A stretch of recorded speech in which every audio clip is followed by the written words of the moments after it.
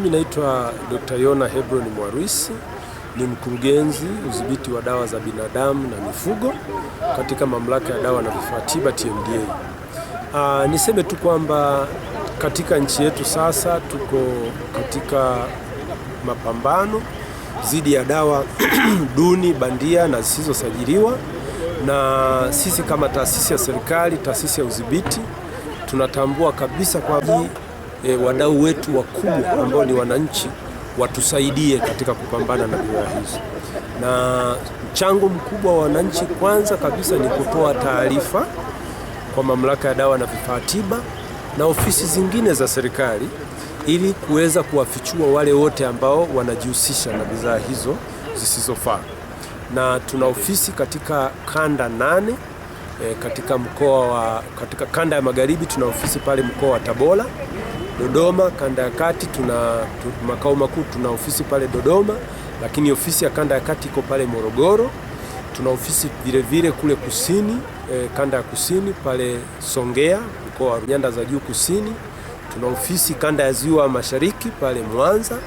Tuna ofisi vile kanda ya Ziwa Magharibi pale Geita, na tuna ofisi pia kanda kanda ya Mashariki pale Dar es Salaam. Kwa hizo kanda zote tuna ofisi zetu pale ambapo wananchi wanaweza kutumia kuweza kutoa taarifa. Lakini pia pale ambapo wanakosa kuzifikia ofisi zetu, wanaweza wakatoa taarifa kwa waganga wakuu wa mikoa na ofisi zingine za serikali. Sasa tunachoweza kuwaahidi ni kwamba taarifa wanazotupa zitachukuliwa kwa usiri mkubwa. Hatutakuwa tunafika mahali tunaanza kuwataja kwamba fulani alitupatia taarifa hicho, na tukizipokea sisi tutafanyia kazi bila kumtaja ni nani alitupa hizo taarifa, kwa uaminifu mkubwa na uzalendo wa hali ya juu, ili tuweze kutokomeza changamoto la bidhaa hizo ambazo kwa kweli ni hatari kwa maisha yetu, ni hatari kwa mustakabali wa jamii yetu ya Tanzania. Dawa duni, dawa bandia zinaua. Dawa duni, dawa bandia na zisizosajiliwa zinachangia katika kuleta usugu wa vimelea dhidi ya dawa tunazotumia. Lakini vile ni hatari sana kwa uchumi wa nchi yetu, kwa sababu dawa vimelea vikishajenga usugu dhidi ya dawa, manake serikali italazimika kununua dawa mbadala ambazo mara nyingi ni gharama kubwa kuliko zile ambazo ni za kawaida. Kumekuwa na wimbi kubwa la vijana kutumia hasa dawa za kuongeza nguvu za kiume, lakini baadhi ya dawa zinaonekana kama vile viambatano vyake vina shida. Hili mnaliangaliaje? Niseme sio kwamba viambata vyake vina shida, lakini ni mwamko tu ambalo kwa kweli tungewasi vijana wasijiingize katika hilo. Kwa sababu swala zima la nguvu za kiume wakati mwingine ni mtizamo na fikra la kisaikolojia zaidi. Siamini kwamba kijana anaweza kawa na tatizo la nguvu za kiume unless labda na tatizo fulani la kiafya ambalo kwa kweli suluhisho lake sio kununua dawa kiolela, lakini ni kwenda kwa daktari ili aweze kushauriwa vizuri na matumizi. Kwa sababu hizo dawa kwa namna kubwa zinapotumika ovyo zina madhara makubwa zaidi. Kwa sababu anapoanza kutumia kiolela atalazimika kuendelea kutumia dozi kubwa katika maisha yake yote, ambayo itaweza kumletea matatizo makubwa. Lakini pia kwa sana tumia orela anaweza kupata matatizo makubwa sana ya kiafya ambayo inaweza kusababisha hata kupoteza maisha na matatizo mengine. Kuna dawa ambazo mshawahi kuzikamata? Nyingi sana tunazikamata nyingi. Nafikiri umeona hata tulitoa tangazo kwa umma, tulipiga marufuku dawa isiyosajiliwa aina ya Vega, na tumeshaziona, na dawa zingine nyingi tu. Kwa hiyo ni kampeni ambayo inaendelea katika nchi yetu, lakini pia tunataka tushirikiane na jamii kwa ujumla ili tuweze kushiriki vizuri na kupambana na bidhaa hizo.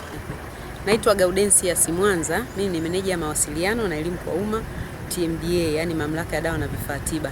Tumekutana na waandishi wa habari kutoka katika mikoa ya Arusha, Kilimanjaro pamoja na Manyara.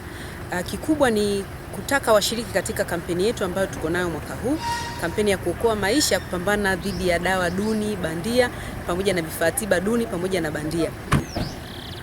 mwananchi yote atakapobaini au atakapohisi kuuziwa au akihisi kwamba amepewa dawa au kifaa tiba ambacho ni duni au bandia, tunamshauri atoe taarifa Mamlaka ya Dawa na Vifaa Tiba. Na ni rahisi kabisa, mamlaka hii imesajili namba ambayo mamlaka inalipia.